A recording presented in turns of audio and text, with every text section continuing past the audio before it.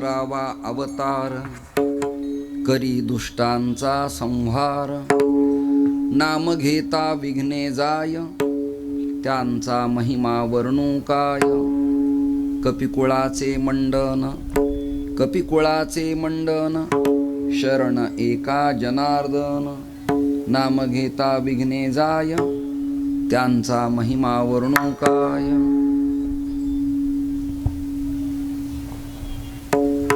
महायोगपीठे तटे भीमरथ्यां वरं पुंडरीकाय दातुं मुनीन्द्रैः समागत्य तिष्ठन्तमानन्दकन्दं परब्रह्मलिंगं भजे पाण्डुरंगम्.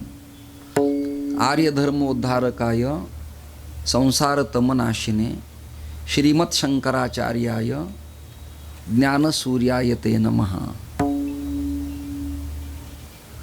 आपदामपहर्तारं दातारं सर्वसंपदां लोकाभिरामं श्रीरामं भूयो भूयो नमाम्यहम्.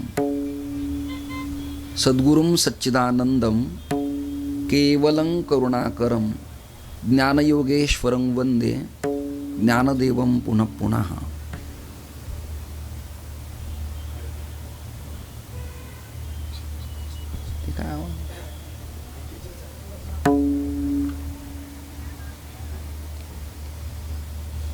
सकल संतांच्या चरणावरती माझा माथा अत्यंत विनम्रतेनं नतमस्तक करत, मला संकल्पित जो 1 तास शिल्लक आहे त्याच्यात आपल्यासमोर काही भारतीय तत्वज्ञानाच्या सारस्वत संत महापुरुषांनी वाङ्मयीन तत्वज्ञानात जो प्रभाग प्रतिपादन केला आहे त्या संबंधानं गुजरात या पवित्र राज्यात भगवान कृष्णचंद्र परमात्म्याची भूमी, सोमनाथाचं पवित्र स्थान, जवळच असलेली मैया नर्मदा, वारकरी संप्रदाय, स्वामीनारायणचे भक्त आणि अन्य परिवारातले जे लोक आहेत ते एकत्रित येऊन इथे हा राज्यस्तरीय महोत्सव करतायत. आणि मला ठाण्यात राहणारे श्री एकनाथ महाराज सद्गिरांच्याच माध्यमातून आदरणीय प्रशांत महाराजांनी मला हे निमंत्रण दिलं आणि त्या निमंत्रणाचा मान राखून आजच्या कीर्तनासाठी मी कालच सुरत या शहरामध्ये आलो.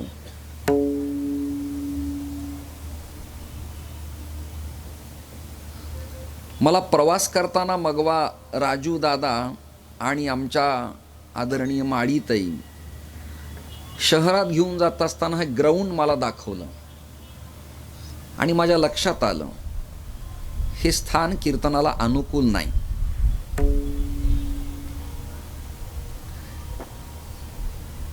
कीर्तनाला, कथेला आध्यात्मिक अधिष्ठान असावं लागतं. सर्कस, नाटक, नेत्यांची सभा आणि परप्रांतातल्या हिंदी भाषिक लोकांच्या भव्यदिव्य कथा असल्या हे प्रांगण सगळं गच्च भरलं जातं. कीर्तन जरी आपलं गुजरात राज्यात असलं तरी मराठी भाषिक श्रवण करणारा वर्ग अल्प वर्ग आहे आणि गुजराती भाषेचा इफेक्ट, हिंदी भाषेचा इफेक्ट ज्यांच्यावरती पारंपरिक झाला आहे त्या लोकांना आपल्या भारतीय तत्त्वज्ञानाचा किंवा संत साहित्याचा तसा बेनिफिट फायदा काही कळत नाही. त्यांना नानीबाईनो मायरा, रामचरित मानसम, श्रीमद भागवत असे काही प्रयोग असले तर मूळ गुजरातमधले लोक ऐकायला येतील. महाराजांना प्रसन्न वाटतं कोणतं आहे, माझं मुंबईला कीर्तन आहे. मुंबईतले लोक कीर्तन ठेवत नाहीत, मुंबईला जगायला गेलेले लोक कीर्तन ठेवतात. तसं मूळ जे लोक आहेत त्यांना याच्याशी काही घेणं देणं नसतं. हा जो महाराष्ट्रीयन भक्त वर्ग आहे त्यांनी संतांच्या वाङ्मयाचा काही प्रचार प्रसार आणि धर्मप्रकरणं लोकांना कळावीत म्हणून प्रशांतजींनी हा प्रयास केला आहे. आदरणीय डॉक्टर त्यांना सहकार्य करतायत. ज्यांच्या निवासस्थानी होतो ते आप्पांचं निवासस्थान आहे प्रवीणजींचं, मराठीत मसालावाले.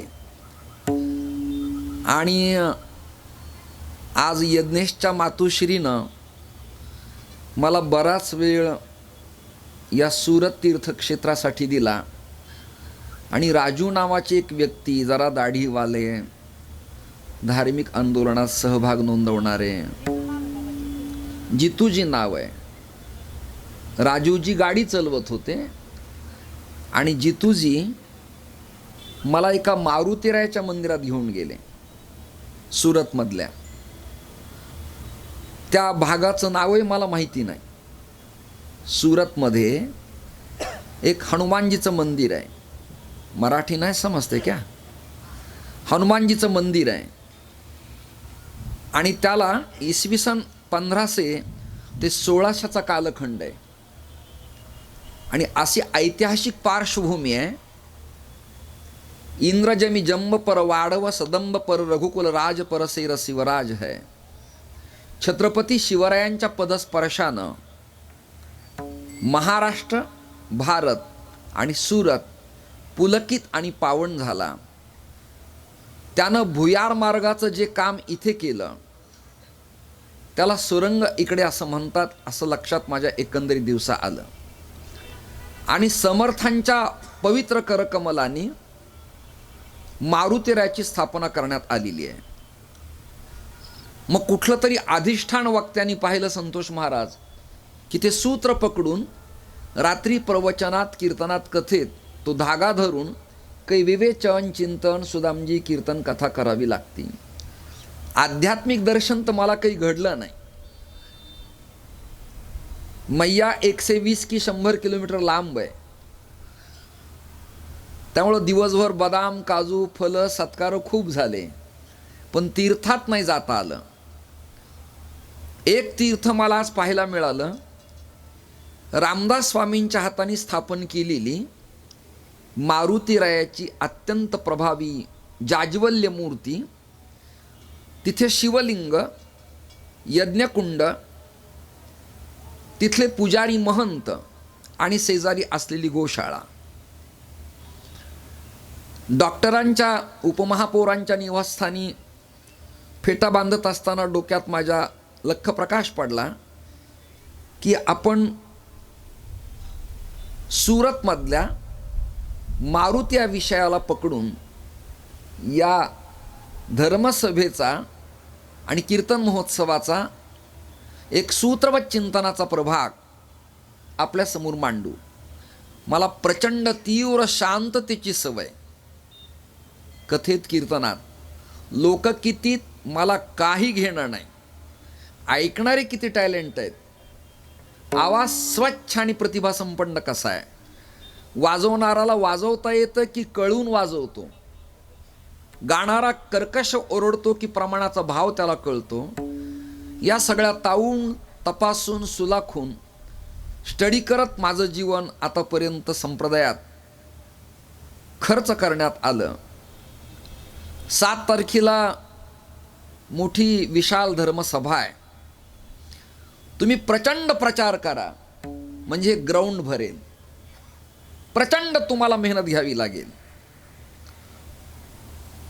म्हणजे त्या तटबंदीपर्यंत लोक येणाऱ्या वक्त्याला दिसतील. मी प्रचार करत नाही. मलंगगडला, ठाण्यात एकनाथराव शिंदे त्याने कीर्तन महोत्सव ठेवला. मिनिमम 40-35 हजार लोक पर डे असायचे. आमच्याकडं सरला बेट आहे आणि महंत रामगिरी महाराज काल परवाच्या चर्चेत सगळीकडं सगळ्यांच्या कानावर आहेत. 2 लाख 1.5 लाख लोक श्रवणाला असतात तिथे. मी स्वर्गीय कृष्णाजी माऊलींच्या नारळी महोत्सवाला धुळे खानदेश प्रभागात आलो. 1.5 लाख लोक कीर्तन श्रवणाला आहेत. आमच्याकडं भगवानगड, नारायणगड, बंकट स्वामीचे नारळी सप्ताह आहेत. 1,00,000, 1,25,000, 2,50,000 लोक कीर्तनाला पर डे असतात. त्यामुळे माझे डोळे समाज पाहून तृप्त झालेत. कधी समाज पाहावा लागतो आणि कधी कमी लोक पण ज्ञाते कितीत हा विचार करावा लागतो. आता आदरणीय ढोकबाबांच्या पवित्र मातीत वंडलीला लोक कितीत हे पाहिलं नाही आपण. 7 दिवस तात्विक चिंतन केलं, भागवताचा विचार मांडला आणि समोरून मला विद्वान श्रोत्यांचा रिप्ले येत होता. त्यामुळं गर्दी असणं चांगलीच गोष्ट आहे, नसली तर नाराजीचं कारण नाही. फक्त प्रशांतजी जे आहेत ते कळणारे, प्रसन्न, सॉफ्ट, परिवर्तनवादी आणि धर्म, न्याय, नीती, पंथ, संप्रदाय, मातृदेव, पितृदेव, भारत, वंदे मातरम, गंगा, गोदा, चंद्रभागा, इंद्रायणी, नर्मदा आणि गोमाता यांच्या प्रती ज्यांच्या अंतःकरणात ओलावा आहे त्यांच्यासाठी मला थोडंसं कीर्तन करून रजा घ्यायची आहे. 10 वाजून 10 शिल्लक झालेत. आता मला 40 मिनिट शिल्लक आहेत. विठ्ठल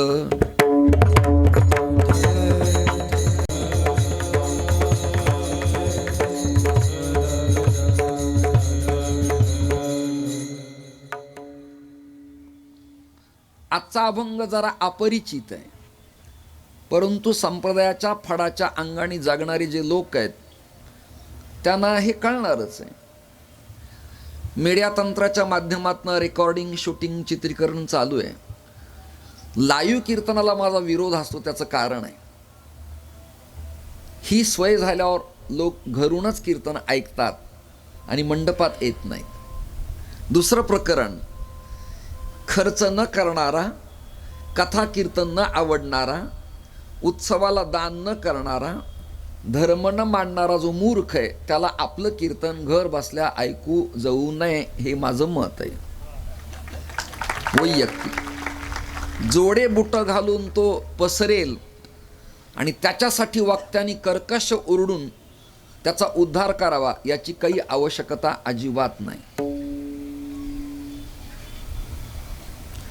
आता हे शहर आहे, या बाजूने गाड्या जात आहेत, तिकडं काहीतरी तो डॉल्बी वाजतोय मोठा एखाद्या जयंतीसारखा. त्यामुळं शांतता नावाचं प्रकरण मला नाही आहे. एक थोडं कीर्तन आपण करू प्रशांतजीसाठी आणि आयोजकांच्यासाठी. मी सुरुवातच करतो. वारकरी संप्रदायाचा हनुमंत या देवतेचा काय संबंध आहे? काय संबंध आहे? आपले प्रमाण असेच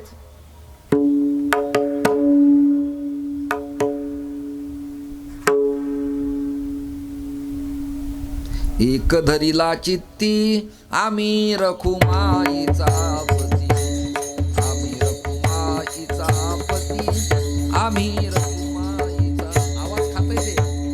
एक धरिला चित्ती आम्ही रखुमाईचा पती, आम्ही रखुमाईचा पती, आम्ही रखुमाईचा पती.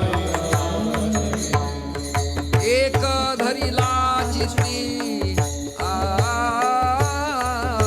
आम्ही रखुमाईचा पती, आम्ही रखुमाईचा पती, आम्ही रखुमाईचा पती. एक धरिला चित्ती आम्ही रखुमाईचा पती, आम्ही रखुमाईचा पती, आम्ही रखुमाईचा पती.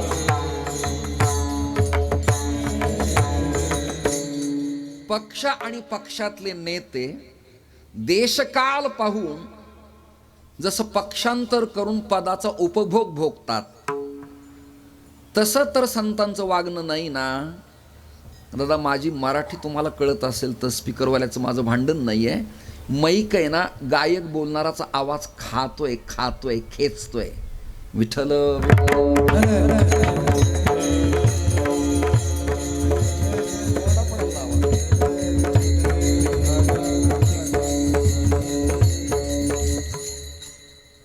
एक जन्मेनी पांडुरंग परमात्मा मानल्यानंतर पुन्हा दत्तात्रय, पुन्हा रामचंद्र, पुन्हा कृष्णचंद्र, पुन्हा गणपती, पुन्हा जगदंबा कुलस्वामिनी देवी, पुन्हा मल्हारी मार्तंड खंडेराया, हे सगळं वेगळं वेगळं चिंतन कसं काय?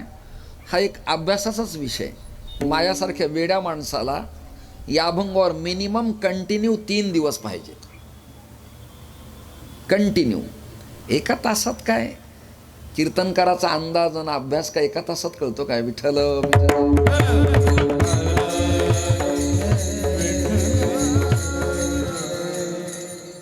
हे काय देशकाल परत्वे बदलतात काय? कधी काँग्रेस, कधी सेना, कधी बीजेपी, कधी जनता दल, कधी समाजवादी.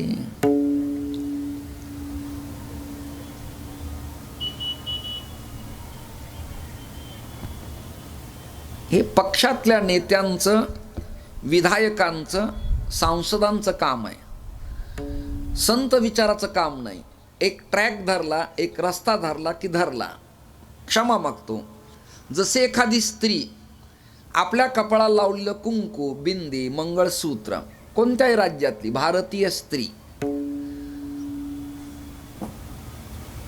तिचा पती कसा पण असू देत, ज्ञानी असू, अज्ञानी असू, कफल्लक असू, श्रीमंत असू, अब्जाधीश असू, पंगू पांगळा असू, मुका असू, बहिरा असू, तो पडून राहिला तरी ती कुंकू लावते आणि थाटानं हळदी कुंकाला माता भगिनीकडं डुलत डुलत पदर घेऊन जाते. तिचा पती कसा पण असू देत. माऊलींचं वाक्य मराठी सांगतो. आई कशी पण असू देत, वाकलेली असू देत, उभी असू देत, झोपलेली असू देत, किडकिड्या शरीराच्या असू देत, बलदंड असू देत, कशी असू देत, आई या शब्दात व्याप्ती आहे आणि लेकराला आनंद आहे, समाधान आहे. त्यांनी मातेचे गुणदोष नाही काढायचे. गुणदोष काढतो तो मुलगा नाही. आणि पतीला त्यागून अन्यावरती प्रेम करती, तिला भारतीय स्त्री म्हणावं का? हा अभ्यासाचा विषय. काय म्हणावं तिला? आबला की सबला की सुसंस्कृत नारी की सनातन धर्माची पाईक, गार्गी, मैत्री, अरुंधती, लोपामुद्रा, सीता, सावित्री. काय कालगणना करायची, मापन काय करायचं, स्केल काय लावायचा, पॅरामीटर काय लावायचं. कसा असू देत, भोळा असू, साधा असू, तिने हळदी कुंकाला जायचंय, प्रपंच करायचा आहे. तसं वारकरी संप्रदाय गरीब असू, श्रीमंत असू, गुजरात राज्यातला असू, मध्य प्रदेशातला असू, कर्नाटक आंध्रा सीमेचा असू, किंबहुना महाराष्ट्रातला असू, आपला आहे तसाच त्याच्या नावानं कुंकू आणि मंगळसूत्र घालून थाटात नांदायचं हे आपलं सौभाग्य. लक्षात धरा तुम्ही. एक धरला चित्ती आम्ही रखुमाईचा पती. एकदा पती मानला की अन्य पुरुष आहेत, तो भाऊ असू शकतो, तो काका असू शकतो, तो पुतण्या असू शकतो, तो भाचा असू शकतो, तो पिता असू शकतो, तो सासरा आजोबा असू शकतो, तो पंजोबा असू शकतो, तो गुरु असू शकतो, तो राजा मंत्री एखादा साधू असू शकतो, पण तो पती या पदानं ललांभूत होत नाही. माझी भूमिका तुमच्या सगळ्यांच्या लक्षात येते की नाही मला काही माहिती नाही. माझं मी बोलत राहतो. त्याची भूमिका ठरली की माझा संप्रदाय हा, माझी देवता ही, माझं तत्वज्ञान हे. स्त्रीचं ठरलंय माझा पती हा, त्याचं कुंकू हे आणि त्याचं मंगळसूत्र अमुक. आता अन्यत्र नजर टाकायची नाही. आणि कदाचित टाकली ते सुसंस्कृत पण होत नाही. माझ्या भाषेत बोलू का, तो व्यभिचार होतो. तो व्यभिचार होतो. सुदामजी तुम्ही माझ्या जुने प्रेमाचे म्हणून सांगतो. महाराज तुम्ही पण. मी संन्यास स्वीकारला, भारतातल्या साधू समाजात फिरलो, पण एकादशी व्रत, पैठणची वारी, देहूची उपासना, आळंदीची कार्तिकी, पंढरीची आषाढी, मुक्ताईला जाणं येणं आणि गळ्यातली कंठी तुळशी, या बाबतीत माझं मंगळसूत्र एवढंच नातं मी ठेवलं. अन्य संप्रदाय वाईट नाहीत, महानुभाव पंथांचा धर्म आहे, जैनांचा दस्सा बिस्सा स्थानकवासी दिगंबर श्वेतंबर आहेत, इस्कॉन आहे, प्रजापिता आहे, निरंकारी आहे, बैठक आहे, स्वाध्याय आहे, स्वामीनारायण आहे, जे ते त्याच्या त्याच्या पद्धतीनं धर्माचं काम करतात. त्यांनी त्यांचा पंथ मानायचा आहे, आपण आपला पंथ मानायचा आहे. फक्त एक, आपण त्यांना कमी लेखायचं नाही, त्यांनी आपल्याकडे तुच्छतेनं पाहायचं नाही. आणि समन्वयानं गीता, भागवत, रामायण हे मास्टर ग्रंथ, म्हणजे याला बृहत्प्रस्थानत्रय, खालच्या लेवलला संतांचं नाथांचं भागवत, तुकोबरायांची गाथा आणि माऊलींची ज्ञानेश्वरी याची कास धरायची, आलिंगन द्यायचं आणि आपल्या जीवनाचा आत्मउद्धार करून घ्यायचा. काही सूत्र तुमच्या समोर मांडतो. मग पुन्हा पुन्हा पुन्हा पुन्हा विषय मी तिथे आणतोय. वारकरी संप्रदाय पांडुरंगाला मानणारा असल्यामुळे पतिव्रतेसारखा इथं सिद्धांत मांडला. पतिव्रते जैसा भ्रतार प्रमाण, आम्हा नारायण तैस्या परी. ज्याप्रमाणे स्त्रियांना त्याप्रमाणे वैष्णवांना पांडुरंग आपला पती मानला, मंगळसूत्र घातलं. बाकीच्या देवाला महाराष्ट्रातले संत किंवा भारतातले संत अभिवादन का करतात? अभ्यासाचा विषय की नाही?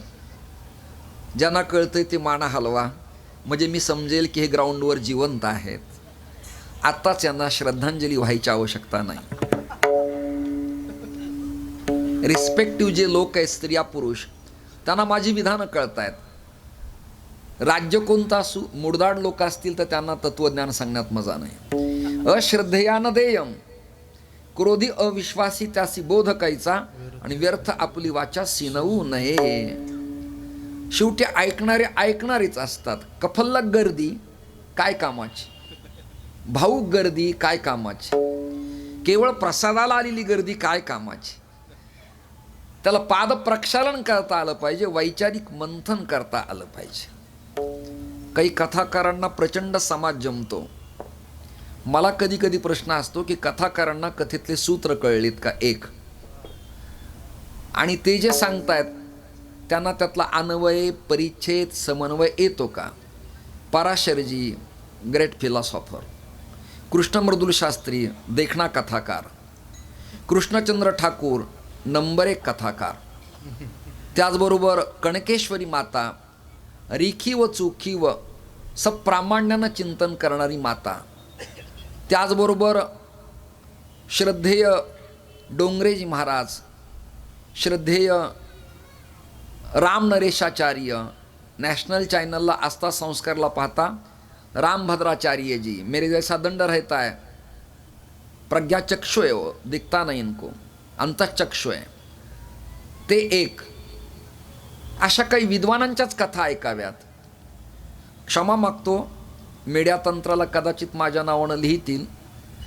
कोणत्याही पुराणात आणि कोणत्याही कथेत दिवा लावा म्हणजे मुलगा होईल हे सांगितलं नाही. भीतात ते बाजवायला, भीतात ते. पिंपळाला प्रदक्षिणा मारा म्हणजे दुकान चालेल हे कुठं सांगितलेलं नाही. ऐकताय ना? हे असं असतं तर मी प्रपंचात असताना लग्न केलं नसतं, भिंतीला हात लावला असताना मला लेकरं झाले असते. 900 कन्या पुत्र होती तरी का करणे लागे पती. वारकरी संत अंध नाहीत, ते डोळस आहेत. इथं तुमच्या टाळ्या अपेक्षित होत्या. डोळस आहेत की मी उपाय सांगितला आणि तुम्ही पाणी घेऊन गेलात आणि मग कृष्ण परमात्म्याला तुलसी वाहिली आणि तुम्ही जन्मभर पाप केलं की लगेच कृष्ण परमात्मा तुमचं चांगलं करतील असं मला वाटत नाही. दिवसभर दुकानात कपडे विकताना सुरतला तुम्ही येणाऱ्या ग्राहकाला लुटलं आणि दिवसभर तुम्ही महादेवाला पाणी घालत बसलात, काही फायदा होणार नाही. मला पुढे बोलवा नका बोलू, मला घेणं नाही देणं नाही. काय विठाल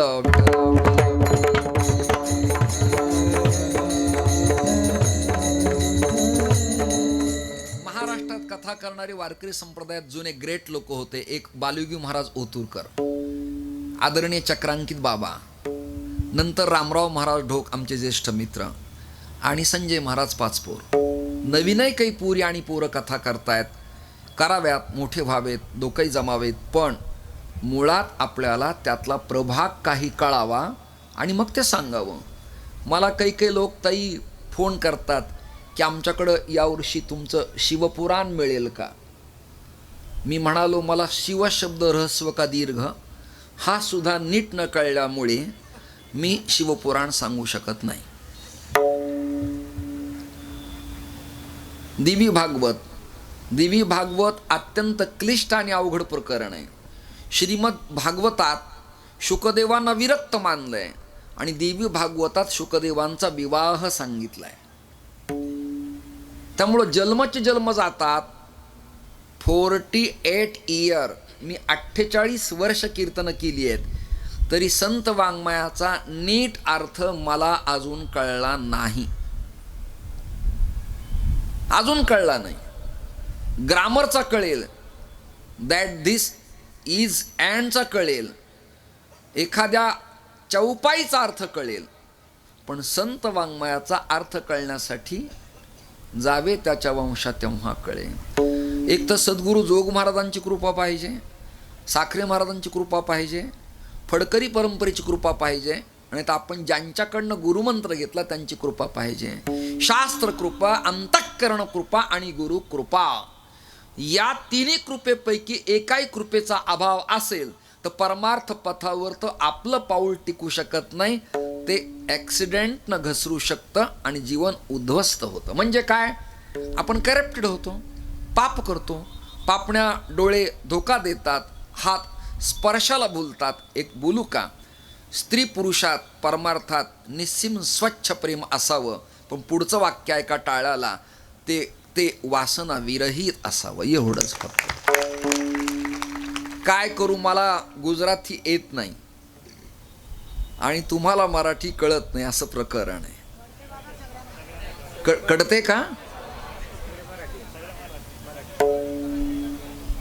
सगळ्यांना कळतंय, मग माझं चाललंय ते बरं आहे ना. आणि मला असा धाक होता की मला गुजराती येत नाही, मी काय करू आता. पण मी प्रशांतला बोललोय की मला तू काय या गुजराती भाषेचा अनुग्रह दे बाबा, म्हणजे मी येतो तुझ्याकडे गुजराती शिकतो, तू माझा गुरु हो, मी तुझा शिष्य होतो. मी प्रत्येक कथे सांगेन मेरे गुरुजी पधार रहे हैं. ज्याला जे येतं त्याच्याकडनं शिकणं काही पाप आहे काय. इथं वयाची मर्यादा नाही. ज्ञानोबा वयाने लहान आहेत, पण जगातल्या सगळ्या संतांनी त्यांना गुरु मानलं की नाही. ज्याला जे येतं त्याला गुरु मानावं, ज्याला येत नाही तो शिष्य. म्हणून मी शिष्या व्हायला तयार आहे, पण मला गुजराती शिकवा. मी आज दिवसभर फलक बोर्ड वाचत चलत होतो आणि ताईला विचारायचो याचा अर्थ हाच आहे ना, त्याचा अर्थ तोच आहे ना. रस्ता मग काम चालू छे असं काहीतरी वाचलं रस्त्याने.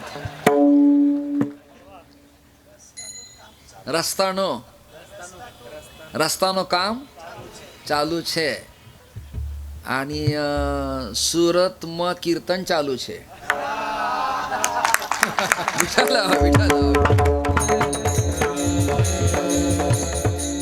सुरत नो म्हणावं लागेल काय, सुरत मा. तुम्ही सगळे गुरु माझे, मी तुमचा शिष्य. आता याही विनोदाला आध्यात्मिक भाव सांगतो.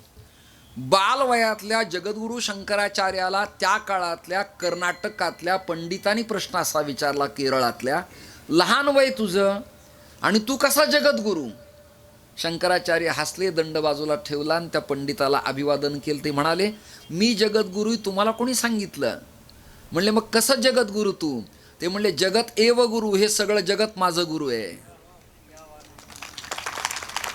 तसं तुम्ही सगळेच गुरु आहेत. दत्तात्रेयाने 24 गुरु केले की नाही, त्यातले तुम्ही माझे गुरु. आजपासून तुम्ही सगळे गुरु माझे, मी तुमचा शिष्य. या भाषेच्या बाबतीत म्हणजे मला जर यज्ञेश, संतोषराव, सुदामजी आणि प्रशांतजी गुजराती आलं तर माझ्या भागवतमच्या कथा, भक्तमालच्या कथा, सुंदरकांड चरित्र, वायुसंहिता, गुजरातात सुरू झाली तर मला महाराष्ट्रात जायला वेळ सुद्धा मिळणार नाही. परंतु मी स्वाभिमानी पक्षाचा गटनेता आहे. माझा मराठाची बोल कौतुके, अमृतातेही पैजा जिंके, ऐशे अक्षरी रसिके मिळवीन. कृपया मी कोणत्याही पक्षाचा नाही, मला माझ्या मराठीबद्दल प्रेम आहे.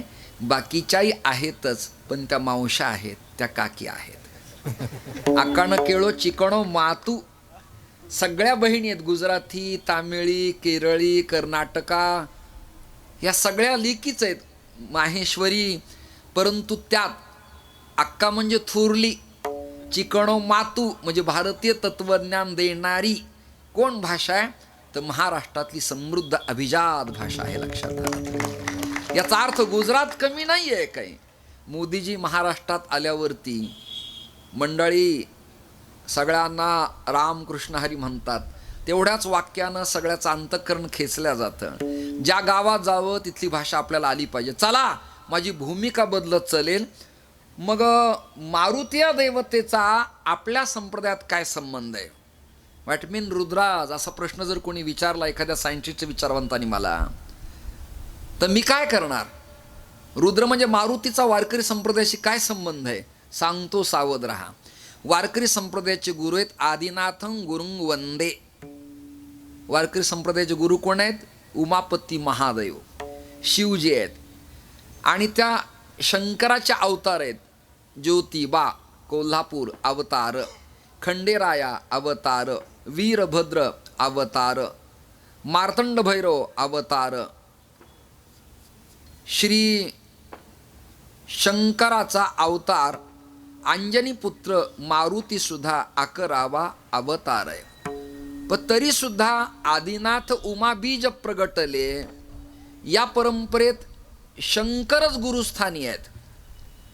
आणि शंकराचा पूर्ण अवतार, जसे पूर्ण आणि पूर्णतम अवतार आहेत, पूर्ण आहे राम आणि पूर्णतम आहे कृष्ण, तसं शंकराच्या अवतार मीमांसेत शंकराचा पूर्ण अवतार कोणता असा स्टडी जर आपण केला तर त्याचं नाव आहे मारुती. मा म्हणजे आई, रोती म्हणजे रडणं. बालवयात सूर्यबिंब धरायला जाताना राहू नावाच्या ग्रहानं मुष्टिप्रहार केला आणि हनुवटी, हनुमत तोंड वाकडं झालं, हनुवट, हनुमत, हनुमंत. आणि मा म्हणजे आई, रोती. आईने रडताना पाहिलं, त्याचं नाव मारुती झालं. आणि त्याचं अजून एक नाव आहे महारुद्र. हो, पण वारकरी संप्रदायाचा गुरु आहे आदिनाथ आणि वारकरी संप्रदायाचं दैवत आहे पांडुरंग. मग मारुतीचा काय संबंध आहे? आहे ना संबंध. जगद्गुरु तुकोबारायांचे गुरु बाबाजी. परंतु वारकरी संप्रदायाचा पथ, रस्ता, धर्म याचे पथदर्शक, गाईड, मार्गदर्शक कोण? त्याचं उत्तर आहे काय भक्तीच्या त्या वाटा.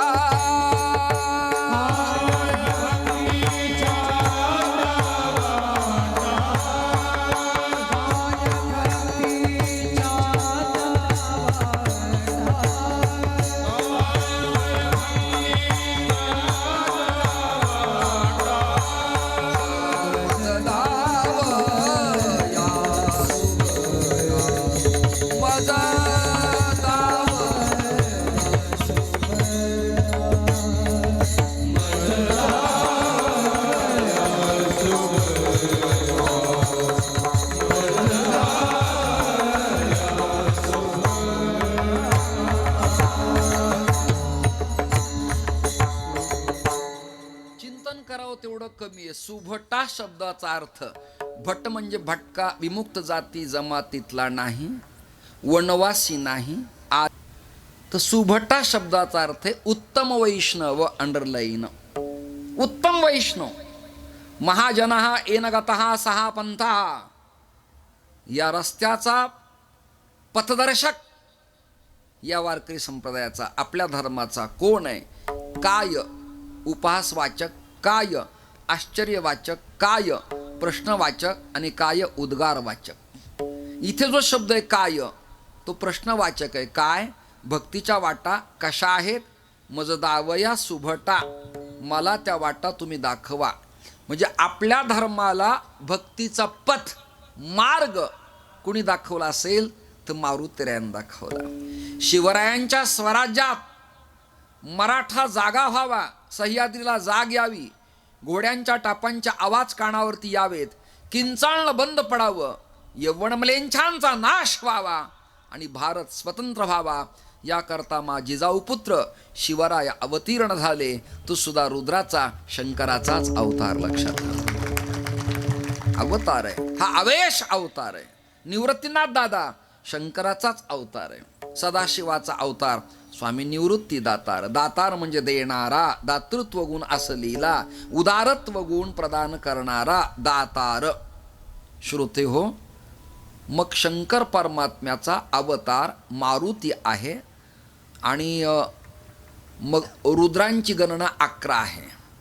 भैरवांची गणना कालभैरव, रुद्रभैरव, रौद्रभैरव, आशितांग भैरव, अशी भैरवांची नावं आहेत.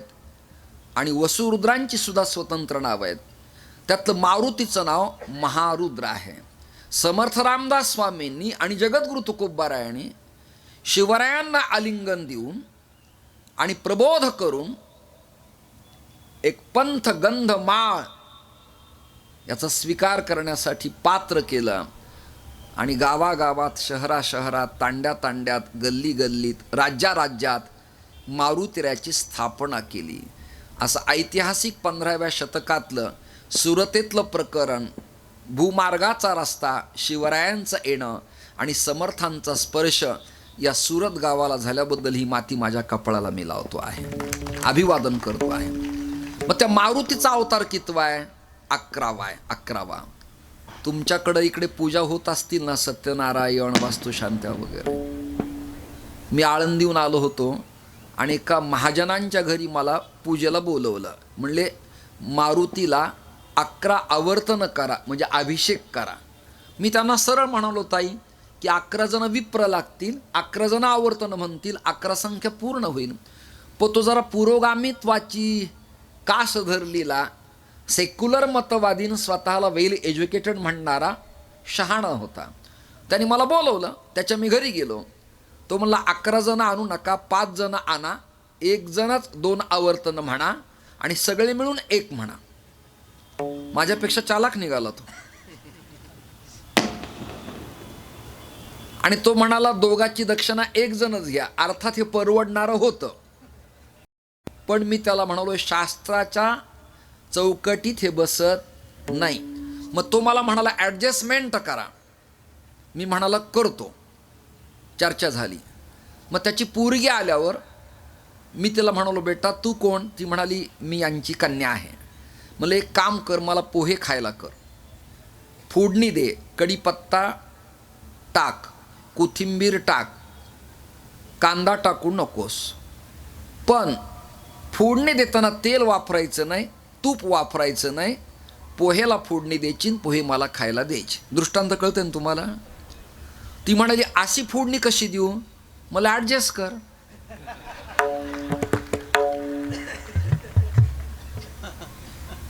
ॲडजस्ट कर. तिने विचारलं स्वामीजी फिर इसमें क्या डालू? मी म्हणलं ग्रीस, ऑयल, पेट्रोल डाल दे थोड़ा सा, और पोहे पका के हमको खाने के लिए तैयार करके थाली में डालो, मैं पालूंगा. हिंदी ठीक ठाक मैं बात आपके साथ कर सकता हूँ. विठल विठल.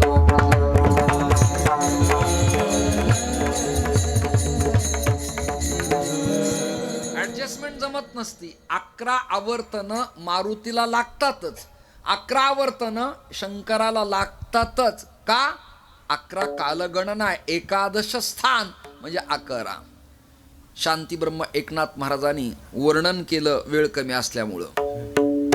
रुद्र 11वा अवतार, रुद्र 11वा अवतार,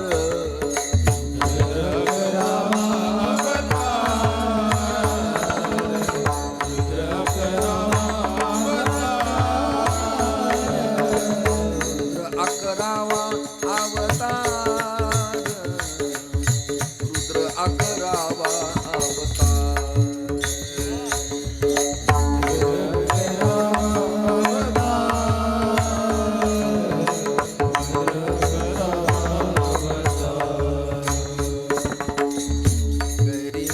दुष्टांचा संहार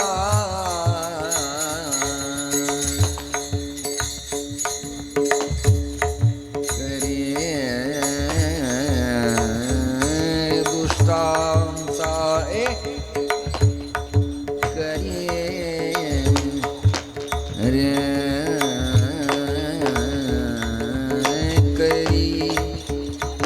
करी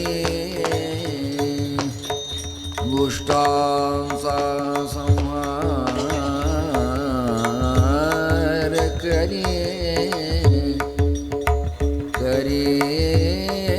करी हा आरंभाला असा बरी, नंतर नटभैरव आणि आता दरबारी चाललाय. आणि याच्यात आडाणा आहे का? आडाणा जणी रे कर या दिना आणि खाली विस्तार केलं. मृगनयना रसिका मोहिनी करी दुष्टांचा संहार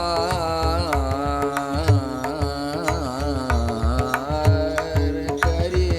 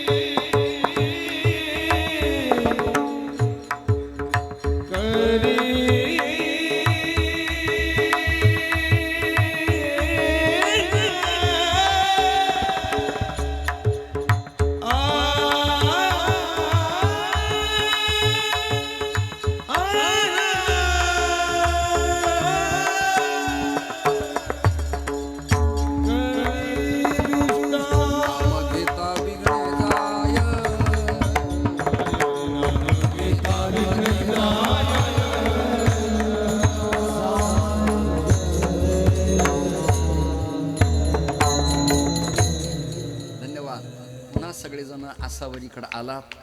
मला आस लागली होती. हे छोटे मोठे श्लेष कळायला ऐकणारे सावध लागतात, कान त्यांचे जागे लागतात. ग्राउंडवर क्रिकेटचा बॉल आल्यानंतर विकेट किपियर जसा जीवाचं रान करतो पकडण्यासाठी, तसं तत्वज्ञानाचा वादनाचा स्वराचा बोल आला, बोल बॉल बोल की त्याला कॅच घ्यायला कान नावाचं पात्र लागतं तयार. आणि मग त्या ग्राउंडवर मजा येते.